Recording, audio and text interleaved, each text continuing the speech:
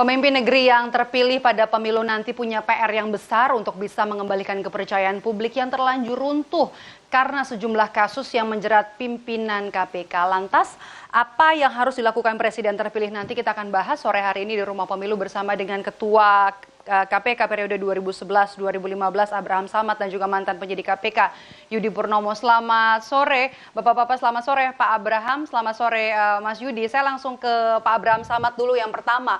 Setelah melihat penampilan adu gagasan dari 3 capres pada saat acara Paku Integritas yang diselenggarakan KPK, siapa yang paling memenuhi trisula pemberantasan korupsi menurut Anda Pak Abraham?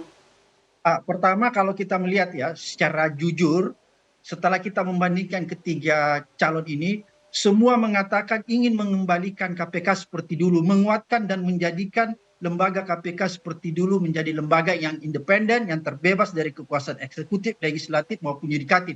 Ketiga-tiganya menyatakan begitu. Tapi hanya satu yang menyatakan bahwa untuk mengembalikan KPK seperti dulu sebagai lembaga independen, yang harus dilakukan adalah merevisi undang-undangnya, memperbaiki undang-undangnya kembali, yaitu pasangan paslon nomor 1 yaitu Anies Baswedan. Dua paslon lain tidak menjelaskan cara mengembalikan KPK seperti dulu. Ya, jadi walaupun dia menyatakan paslon 2, paslon 3 menyatakan bahwa ingin mengembalikan KPK seperti dulu yang independen dan kuat, tapi dia tidak menjelaskan bagaimana cara mengembalikan KPK seperti dulu. Tapi kalau paslon nomor 1 dia menjelaskan cara mengembalikan KPK seperti dulu dengan cara merevisi, merubah undang-undang KPK tahun 2019. Jadi itu clear ya, ada cara yang disampaikan. Kemudian yang kedua, saya ingin mengkritik sedikit apa yang disampaikan paslon 2 bahwa salah satu cara untuk menekan angka korupsi yaitu menaikkan gaji pejabat. Sebenarnya kita harus bedakan dulu. Kesejahteraan ya, aparatur. Ya, kesejahteraan. Ini tidak terlalu tepat karena kita harus melihat dulu korupsi apa yang terjadi di Indonesia. Kalau ternyata korupsi yang terjadi di Indonesia itu lebih banyak yang sifatnya grand corruption, maka solusinya bukan menaikkan gaji pejabat karena grand corruption adalah terjemahan dari korupsi yang besar yang dilakukan oleh pejabat dan kejahatannya korupsinya itu jumlahnya besar. Oleh karena itu, kalau pejabat melakukan korupsi bukan karena mereka gajinya kecil, enggak. Contoh bupati, gubernur, pejabat eselon 1, dirjen, itu semua gajinya sudah memadai, walaupun bukan berarti berlebihan, tapi sudah cukup untuk menghidupi kehidupan mereka. Jadi nggak perlu dinaikkan gajinya, karena kejahatan atau grand corruption itu disebabkan oleh yang kita sebut corruption by greed. Orang korupsi karena keserakahan. Kalau pejabat, bupati, gubernur, eselon 1 korupsi, itu dia korupsi bukan karena kebutuhannya tidak mencukupi, tapi karena dia serakah. Jadi berarti solusinya bukan menaikkan gaji.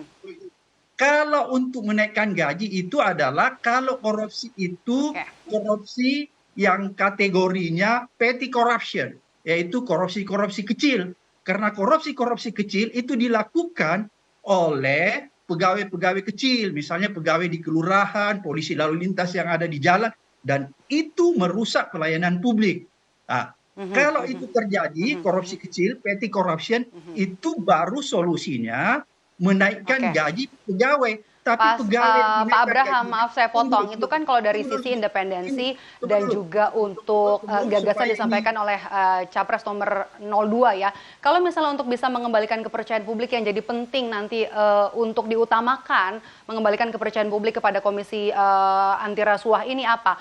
Melihat dengan apa yang terjadi sejumlah kasus yang menyeret nama pimpinan KPK, ada Lili Pintauli Siregar, kemudian juga Firly Bahuri, dan yang terbaru adalah 93 pegawai yang diduga terlibat pungli. Mana paslon yang paling mendekati realistis untuk bisa mengembalikan kepercayaan publik? Ya, tadi itu Pak Anies juga mengatakan mengembalikan standar etika dan moral pegawai KPK. Kalau kita ingin mengembalikan standar etika dan moral, maka itu kita berbicara masalah rekrutmen. Pertama, rekrutmen komisioner, pimpinan KPK itu harus diperbaiki, dan rekrutmen para pegawai KPK. Kita tidak boleh lagi melakukan rekrutmen pimpinan KPK yang bermasalah atau yang moral atau standar integritasnya itu rendah. Seperti kemarin kita merekrut para komisioner Jadi yang rekam jejak ini standar. penting Jadi ya untuk bisa difilter ya? ya, jadi begini, seperti kemarin kita merekrut ya standar integritas para pimpinan KPK yang rendah. Firly, Lili, Alex, Gufron, Tanak, itu semua mempunyai standar etika yang rendah. Kenapa saya katakan rendah? Karena mereka sudah punya masalah dan dilaporkan pada Pansel dan juga DPR, tapi tetap dipilih. Berarti Pansel dan DPR pada saat itu menurunkan Oke. standar integritas, standar moral untuk bisa Standar meloloskan etika dari orang-orang. calon pimpinan KPK selanjutnya ya, begitu ya. Oke, Ya. Pak Abraham, saya akan bergeser sedikit ke Mas Yudi. Mas Yudi sebagai bagian dari internal KPK, Ketua Wadah Pegawai KPK, apa yang perlu diperbaiki dari internal untuk bisa mengembalikan kepercayaan publik menurut Anda? Ya, tentu banyak hal ya yang harus dilakukan, tetapi yang paling penting adalah quick win ya. Bagaimana kita tahu bahwa selama 19 tahun ini pemberantasan korupsi ya 90% KPK gitu ya. Berbicara mengenai hancurnya pemberantasan korupsi ya berbicara mengenai hancurnya KPK juga akibat pelemahan-pelemahan. Nah, eh, saat ini kepercayaan publik semakin turun seperti survei CSIS kemarin ya, malah kita kalah dengan kepolisian, dengan kejaksaan, seperti itu terjadi karena apa? Karena kepercayaan kepada internal KPK, yaitu pimpinan maupun pegawai KPK. Oleh karena itu yang harus dilakukan adalah mengembalikan kepercayaan. Mengembalikan kepercayaan tentu bukan hanya dengan menangkapi para koruptor ya, tetapi memperbaiki kondisi internal. Pertama, lakukan bersih-bersih KPK. Saat ini kan pimpinan KPK sudah ada beberapa yang kena etik gitu kan, dan saat ini sedang berlangsung 2 pimpinan KPK terapor etik. Saya pikir Dewas harus berani membersihkan itu semua. Kalau memang bersalah, katakan bersalah, hukum berat gitu kan. Bila memang nanti diminta untuk mengundurkan diri, setidaknya nanti kita bisa mengganti dengan pimpinan yang baru sehingga dengan energi lebih besar. Kemudian pegawainya ini sangat penting ya. Kita paham bahwa ikan busuk itu kan dari kepala ya. Ketika misalnya kepalanya saja sudah busuk, gimana bawahnya? Yang terjadi kan bahwa 93 pegawai KPK terkait dengan pungli. Saya pikir ini harus dibersihkan semua. Ingat loh Mbak bahwa memang ya sistem di KPK yang sudah bagus, ada aja lah. Di zaman saya pun ada 2 lah kasus lah. Tapi kan itu perorangan, ya kan? Apa oknum Terkait maksud dengan Anda? iya, oknum. Nah, kalau sekarang sampai 93 itu kan bukan oknum, tapi sudah sistematis dan paling menakutkan adalah mereka ini ya, itu sudah tidak takut lagi melakukan korupsi gitu ya. Kita tahu bahwa pungli itu adalah korupsi. Kenapa? Tinggal bagaimana perbuatannya, apakah gratifikasi, apakah pemerasan, apakah suap menyuap. Jadi kalau misalnya saat ini KPK tidak berani untuk bersih-bersih Mbak ya, maka kepercayaan masyarakat tidak akan pulih. Dan kalau kepercayaan masyarakat tidak pulih Mbak, terjadi krisis dalam pemberantasan korupsi. Jadi ketika kemudian KPK pun kinerja menurun, internalnya konflik, ya kan, yang terjadi adalah indeks persepsi korupsi kita seperti yang kemarin dibahas. Jangan-jangan Mas Yudi, saya mau ke Pak Abraham Samad. Pak Abraham, yang juga disoroti adalah soal LHKPN yang disampaikan juga oleh 3 calon presiden kemarin. Mengapa LHKPN ini jadi penting? Pertama, sistem LHKPN kita tidak merujuk kepada undang-undang yang seharusnya kalau mau ideal seperti di Malaysia ya. Kenapa LHKPN di Malaysia itu bisa menghukum orang yang tidak sesuai dengan profil pendapatannya dengan LHKPN-nya? Karena sistem hukum di Malaysia menganut sistem hukum pembuktian terbalik.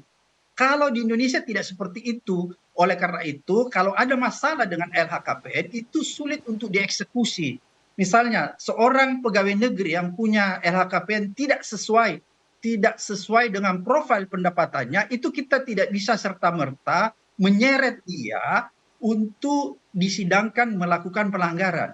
Beda misalnya kalau kita menganut sistem pembuktian terbalik seperti di Malaysia. MICC Malaysia Anti Corruption Committee itu direktorat LHKPN-nya itu sangat kuat. Kenapa sangat kuat? Karena dia merujuk kepada sistem hukum pembuktian terbalik. Jadi misalnya seorang pegawai negeri ketika melaporkan LHKPN-nya dan ternyata LHKPN-nya itu tidak sesuai dengan profil pendapatannya, maka pada saat itu ya tidak sesuai dengan profil pendapatannya dengan harta yang dimilikinya, pada saat itu MICC Malaysia bisa memanggil pegawai negeri itu datang ke kantor lembaga Rasua KP Malaysia, dan ketika dia diperiksa dia tidak bisa menjelaskan asal usul harta tersebut yang tidak sesuai dengan profil pendapatannya, Maka pada saat itu lembaga rasuah Malaysia langsung menetapkan orang itu menjadi tersangka. Kalau di Indonesia kita tidak bisa melakukan itu karena sistem hukum kita tidak menganut sistem hukum pembuktian terbalik. Jadi itu ada problem.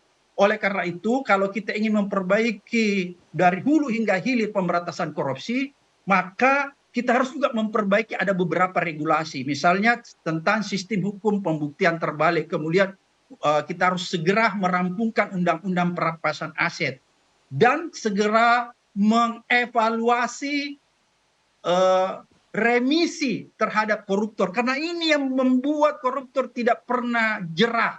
Bayangkan orang yang diputus 12 Efek tahun, jerah.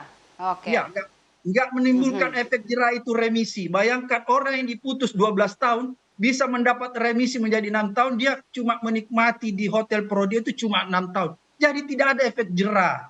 Jadi ketika kita bicara tentang regulasi efek jerah, maka kita harus menjelaskannya. Apa? Pertama misalnya membuat undang-undang perampasan aset, kemudian merubah undang-undang tindak pidana korupsi, batas minimal hukuman itu harus dibesarkan lagi. Kemudian yang ketiga menutup ruang remisi. Itu efek jerah konkret. Oke. Sama ke Mas Yudi, Pak Samad, Mas Yudi, menurut Anda apa yang bisa memberikan efek jerah untuk para koruptor? Menurut Anda pernah menjadi bagian dari KPK ya? Ya, yang pertama adalah pemiskinan, Mbak. Koruptor itu takut akan miskin. Tetapi undang-undang kita masih berkutat bahwa yang harus dikembalikan kepada negara sebagai uang pengganti adalah yang bisa dirampas, yaitu yang diperoleh dan bisa dibuktikan di pengadilan. Ini yang menurut saya sepakat dengan Pak Abraham ya, harusnya kita ada beban pembuktian terbalik. Kita lihat sekarang bagaimana fakta ketika koruptor keluar dari penjara. Pertama, dia masih kaya. Kemudian yang kedua disambut oleh para pendukungnya seperti pahlawan. Ya kita lihat bahkan yang terbaru kemarin ada seorang narapidana kasus korupsi dimakamkan ketika meninggal di Taman Makan Pahlawan. Artinya kan hal seperti ini menjadi permisif bahwa kok koruptor kayaknya hidupnya enak. Belum lagi bisa menjadi caleg, ya kan? Kita lihat ada berapa puluh caleg lah dalam pemilu kali ini yang dulu adalah mantan koruptor. Nah, jadi yang menurut saya yang harus dilakukan adalah pertama. Berarti yang pertama harus dimiskinkan ya, Mas Yudi. Waktu saya mohon maaf Mas Yudi, saya tidak banyak. Saya mau ke Pak Samad yang paling perlu jadi prioritas untuk pemberantasan korupsi, paling ada di nomor 3 lah, top 3-nya seperti itu. Menurut Anda apa, Pak Samad? Segera merevisi Undang-Undang KPK tahun 2019, kembalikan undang-undang minimal seperti yang lalu, dan menghapus sistem remisi kita agar memberikan efek jerah. Dan yang ketiga, segera mensahkan undang-undang perampasan aset supaya kita bisa memiskinkan koruptor. Itu konkret yang namanya efek jerah.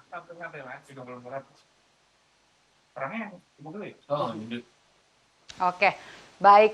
Terima kasih atas waktunya Bapak-Bapak. Terima kasih Ketua KPK periode 2011-2015 Abraham Samad dan juga mantan penyidik KPK Mas Yudi Purnomo. Sehat selalu Pak Abraham dan juga Mas Yudi. Terima kasih.